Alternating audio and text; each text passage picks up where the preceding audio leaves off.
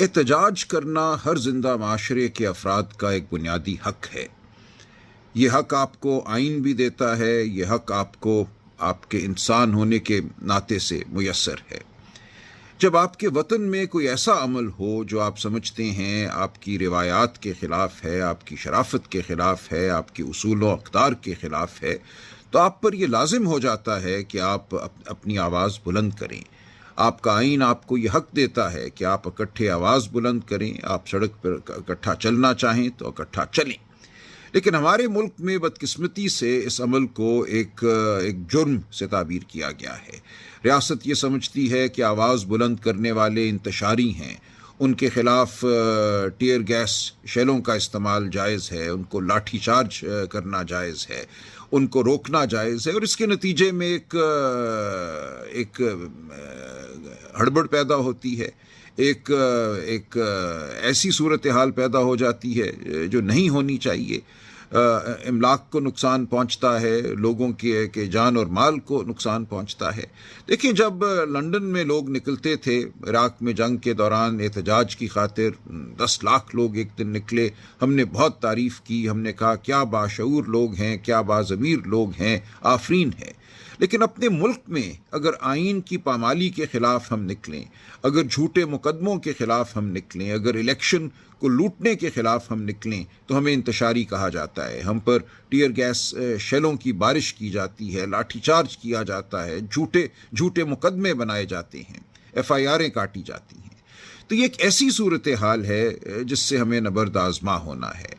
ہم نے اپنے ملک کو اگر بہتر بنانا ہے، یا جمہوریت نے فروغ پانا ہے، سچائی نے فروغ پانا ہے، شرافت نے فروغ پانا ہے، تو ہمیں پروقار طریقے سے اپنی آواز بلند کرنا ہوگی، ہمیں احتجاج کرنا ہوگا۔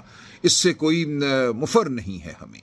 ہمیں باہر نکلنا ہوگا، ہمیں کہنا ہوگا کہ ہمارے آئین پر حملہ ہمیں قبول نہیں ہے، ہمارے بنیادی حقوق کو اگر تابع کیا جا رہا ہے مقتدرہ کی خواہشات کے، یہ کہا جا رہا ہے کہ اگر مقتدرہ فیصلہ کرتی ہے کہ کوئی بھی معاملہ قومی سلامتی سے منسلک ہے تو ہمارے بنیادی حقوق سلب کر لیے جائیں گے، ہمیں فوجی عدالتوں کے سامنے پیش کیا جائے گا، ہائی کورٹوں کو مغلوب کیا جائے گا، ان کا اختیار سماعت چھین لیا جائے گا، ہائی کورٹ کے ایک جج کو ایک ہائی کورٹ سے اٹھا کر اس کی مرضی کے بغیر کسی دوسرے ہائی کورٹ میں پھینک دیا جائے گا، اس سے مقدمہ لے لیا جائے گا جو وہ سن رہا ہو، اگر سنوائی مقتدر حلقوں کی خواہشات کے مطابق نہ جا رہی ہو۔ ایک نئی عدالت جس کو فیڈرل کانسٹیٹیوشنل کورٹ کہا جا رہا ہے قائم کی جا رہی ہے، جو کہ ایک فرد واحد، یعنی کہ جو ہمارے آج وزیر اعظم ہیں جن کے حوالے سے لاکھ ہمیں سوالات ہیں، کس طرح 8 اور 9 فروری کی رات الیکشن کو لوٹا گیا، ایک جھوٹے رزلٹ کے ذریعے ایک پارلیمان قائم کی گئی اور پھر ایک وزیر اعظم متعین ہوا۔ اس وزیر اعظم کی ثوابدید پر ایک جج، ایک چیف جسٹس لگے گا، اور اس چیف جسٹس کی ثوابدید پر باقی جج لگیں گے۔ ہم کہتے ہیں ایسا نہ کرو۔ جو بھی آپ کے مقاصد ہیں، جائز مقاصد ہیں آئین کے حوالے سے، ان کو آپ روشنی میں لائیے، ہم سے بات کیجئے، ہم ہر جائز معاملے کا حل جو ہے وہ تلاش کرنے میں آپ کی مدد کریں گے، لیکن شب خون آئین پر نہ ماریے، جھوٹے مقدمے نہ بنائیے، الیکشن کو نہ لوٹیے۔ اس غرض سے اگر ہم احتجاج کرتے ہیں تو یہ ہمارا حق ہے، ہمیں آپ نہیں روک سکتے، آپ کو ہمیں نہیں روکنا چاہیے۔ شہر میں دفعہ 144 لگا دی جاتی ہے کہ 4 بندوں سے زیادہ اکٹھے نہیں نکل سکتے، نکلنا جرم بنا دیا جاتا ہے۔ تو یہ جرائم کی بھرمار جو ہے صرف اس لیے کی جا رہی ہے کہ ایک خوفزدہ ریاست نہیں چاہتی کہ سچ سامنے آئے، کہ لوگ سچائی کی جانب بڑھ سکیں، اپنی آواز بلند کر سکیں۔ پچھلے چند دنوں سے مایوسی پائی جاتی ہے بعض طبقوں میں۔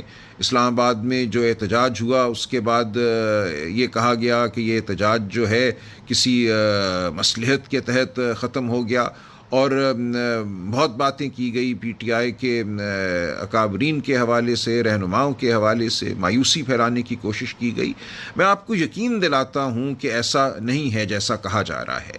ہر احتجاج کا کوئی نقطۂ آغاز ہوتا ہے، کوئی انتہا کا مقام ہوتا ہے، اور ہر احتجاج آخری احتجاج نہیں ہوتا۔ ایسا نہیں ہے کہ کسی ایک احتجاج کے ذریعے آپ کو تمام مقاصد حاصل ہو جائیں گے۔ جو ناحق لیڈر عمران خان پابند سلاسل ہے وہ چھوٹ جائے گا، یا آئین میں جو ترامیم کی جا رہی ہیں وہ رک جائیں گی۔ یہ ایک عمل ہے، اس عمل سے ہمیں جڑے رہنا ہے. یہ ایک آئینی اور قانونی عمل ہے. ہمیں قانون آئین کے دائرے میں رہ کر اس عمل سے جڑے رہنا ہے, اپنی تگ و دو کو جاری رکھنا ہے. تو میں آپ کو یقین دلاتا ہوں کہ یہ احتجاج جاری رکھنا آپ کا حق ہے. آپ اس کو جاری رکھ سکتے ہیں, آپ کو جاری رکھنا چاہیے ایک مربوط طریقے سے, ایک نظم کے تحت, قانون اور آئین کے تحت. تو مایوسی بالکل نہیں ہونی چاہیے. یہ جائز نہیں ہے. جو چہمگوئیاں کی گئیں وہ جائز نہیں ہے. میں نے معاملے کی تہہ تک پہنچنے کی کوشش کی ہے, اور میں یہ سمجھتا ہوں بہت تفصیل میں جائے بغیر کہ ایسا نہیں ہے جیسا بعض یوٹیوبر یا ویلاگر کہہ رہے ہیں. معاملات بالکل یکسر مختلف ہیں. پوری بات آپ کے سامنے یقیناً آ جائے گی. آپ یقین رکھیے کہ ہمارا جو کاز ہے وہ برحق ہے. ہم آئین اور قانون کے دائرے میں رہتے ہوئے اپنی سیاسی جد و جہد کو جاری رکھیں گے. ہم جو بھی قانونی اور آئینی راستہ ہمیں میسر ہے اس کو اپنائیں گے. اگرچہ عدالتوں کو بند کیا جا رہا ہے, عدالتوں کو من پسند ججوں کے تابع کیا جا رہا ہے, آزاد منش ججوں کو ڈرایا دھمکایا جا رہا ہے, اس کے باوجود ہم یہ سمجھتے ہیں کہ آئین اور قانون کی سربلندی کے لیے جو ہماری جد و جہد ہے وہ کامیاب ہوگی. وہ پی ٹی آئی کے حوالے سے ہو یا پی ٹی آئی سے ہٹ کر پاکستانی یہ جد و جہد کریں, یہ آپ پر لازم ہے, آپ پر فرض ہے کہ یہ جد و جہد کی جائے. عمران خان آج اس جد و جہد کے ایک اہم کلیدی کردار ہیں. ان کے ساتھ ایک بہت بڑی تعداد پاکستانیوں کی جڑی ہوئی ہے. اس تعداد کا, اس آبادی کے حصے کا احترام کیجئے, ان کی خواہشات کا احترام کیجئے, ان کے جمہوری حقوق کا احترام کیجئے. اور میں تمام پاکستانیوں سے یہ اپیل کرتا ہوں کہ معاملے کو سمجھیے. جو معاملات ہیں, جو قضیے ہمارے سامنے ہیں, جو دشواریاں ہیں, ان کو سمجھیے اور ہمارا ساتھ دیجئے. سیاسی سطح پہ نہیں, آئینی سطح پہ, شرافت کی سطح پہ اس ملک کو تاریکیوں میں ڈوبنے سے بچانے کے لیے ساتھ دیجئے. ہمارا ساتھ نہ دیجئے, اپنا ساتھ دیجئے, اپنی آنے والی نسلوں کا ساتھ دیجئے.